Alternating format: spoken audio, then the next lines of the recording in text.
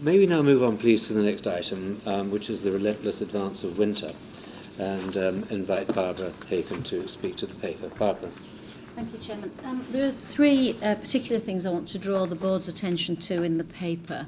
The first one is to give the Board assurance that NHS England, in its operational oversight of the system, is ready to deal with the inevitable pressures that winter will bring.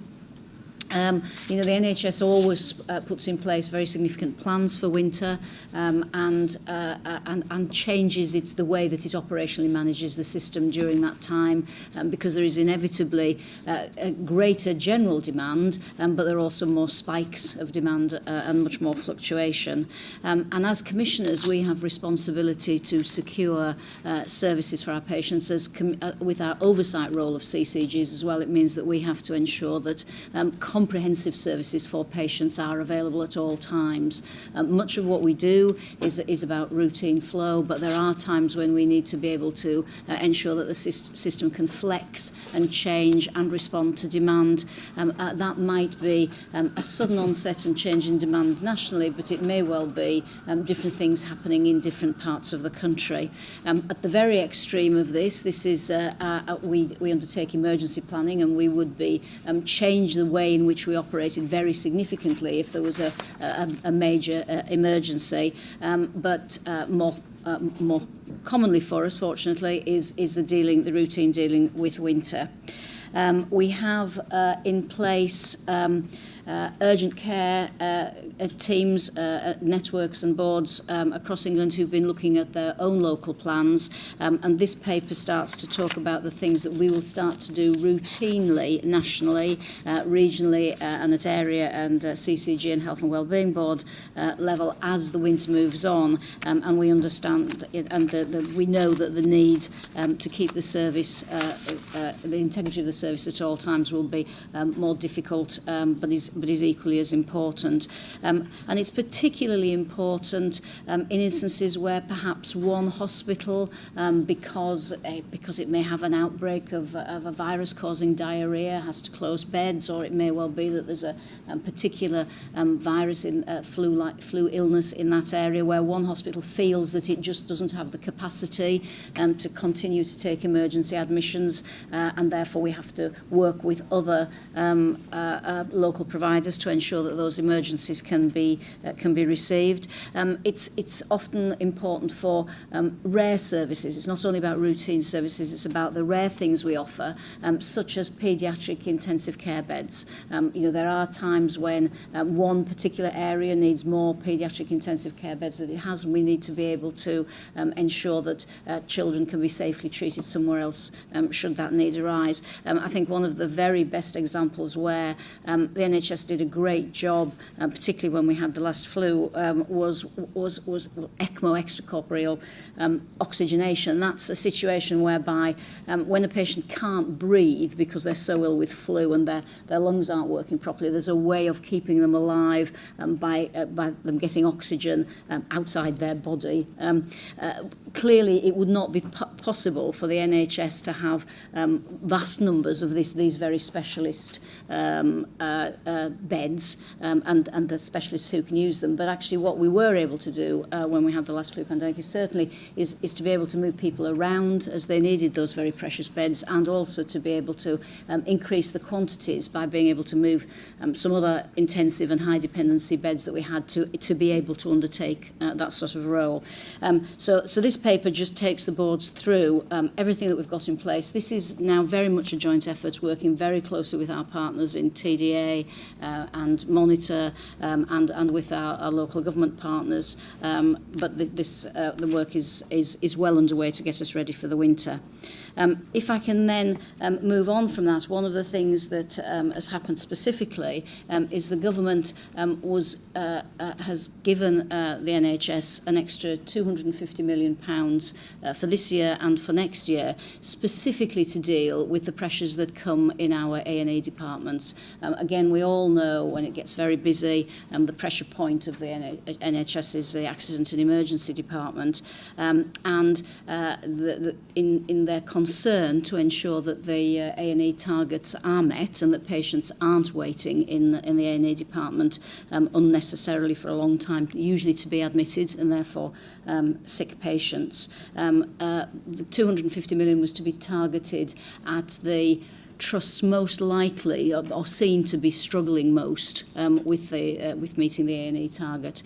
The trusts were identified by Monitor and TDA, who oversee the organisations, and they identified 53 trusts as being most at risk of not being able to meet the waiting times for patients as we went through the winter. In those areas are the areas that we've targeted the money at, but not just within the trust themselves, because often, as we all know, the reasons why A&E departments are struggling is because too many patients are attending who could perhaps have been better dealt with at home. The A&E departments aren't able to admit patients because the wards are full, whereas if there had been better services in the community, then those patients would have been able to go home sooner. It's better for them, and it's better for the other patients who are waiting for the beds. So the £250 million this year, where this £250 million is going has now been determined. 15 million of that is going to support 111, which will obviously be a critical service in the winter. And we hope with that 15 million to ensure that we can deal with an extra 20,000 calls. It should include us having about 200 more call handlers and an extra 60 clinicians through the winter for 111. The other 235 million, as I say, has been distributed across the 53 trusts, and a list of those trusts is available. But in general, about 62 million of the 235 is going for extra capacity in hospitals, additional staff, additional ways of working, additional equipment. About another 60 million, 57 million is on community services, which are particularly end-of-life care and support for hospices, and certainly within hospitals, it's a full range of things. It's not just about additional A&E consultants, because there's a shortage of A&E doctors, which we won't be able to. There are only so many to go around, but it's about things like making sure that where patients with mental health issues are admitted to hospital, then the right resources available to them quickly to have them dealt with, if necessary, in the A&E department. About 50 million is going for preventative care, to make sure that we have fewer episodes and that people are kept well. About 25 million specifically into primary care initiatives, and about 16 million into social care. So that was the second thing that I wanted to draw out of here. And the third one is a change of name. If you remember, in May we asked our area teams to convene what we then called urgent care boards across England, to make sure that managers and clinicians locally came together to determine how best they could deal with winter. The Health Select Committee rightly pointed out that we'd caused some confusion in the system, I think by using the name board and by not being absolutely clear about the nature of these groups, and that there was the potential therefore to undermine the authority of the Health and Wellbeing Board, and that the name board gave a suggestion that they would have more authority than they did. They are vitally important groups of clinicians and managers coming together to work out how they can make a difference for patients, what they need to do, and they bring their own authority and build consensus and decide how to coordinate. But I think it was good advice, and what I would like the board to agree is that we change the name to Urgent Care Working Group, and that I will write out to the system and just clarify the role and the relationship with the Health and Wellbeing Board, but not to be very prescriptive about the nature of these groups, because we feel it's absolutely vital that locally people determine who should be on these groups to be the best they can be for them locally. Thank you very much, Barbara. Comments and questions from members of the board? No? Thank you. Yes, Myra. Thank you for that, Barbara. It was very helpful. But it did feel to me, reading it, that it was how things would have been last year and the year before and the year before, but actually we've just gone through an amazing change within the NHS in terms of the organisations. So the first question is it just as straightforward to coordinate in this way, to do this necessary coordination? But will the new system actually allow us to do more of that prevention work as opposed to kind of operationally managing the system.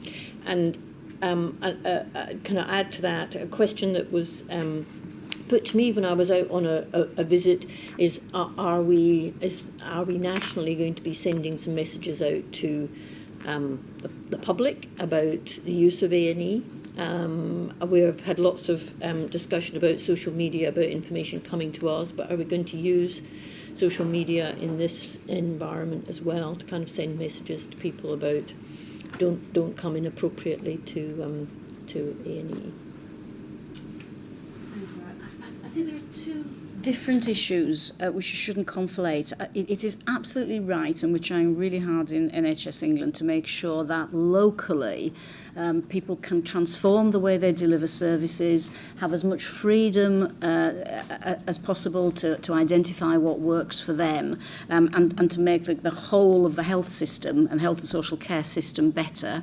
And as part of that, we're trying to not to ask them for lots of information that is actually just part of a top-down initiative in terms of the way they generally want to develop and support their health services.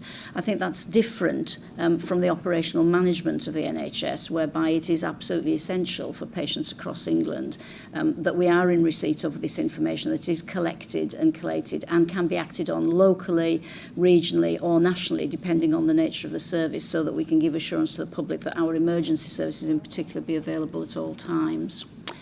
Your second question about messaging, this will be jointly between us and Public Health England, because of course very significant amount of the messages that help us over the winter are public health messages such as the kind of catch it, bin it, kill it initiative that we had, I think it was the year before last.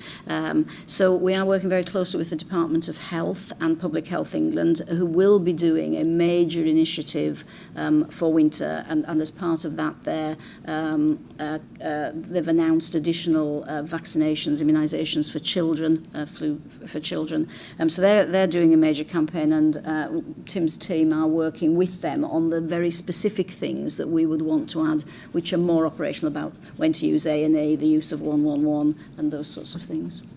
Thank you. David? Can I just say something about the 250 million, really, because I think it's important to know. I mean, every year, I think, for the last 5 years, we put out extra money for winter pressures. The difference this time is that we're doing it earlier, which I think is a good thing. Very often this has been sort of the week or 2 or 3 weeks before Christmas before we've been able to do it. But I think this time, to give people the opportunity to plan properly, I think that's an important, different place.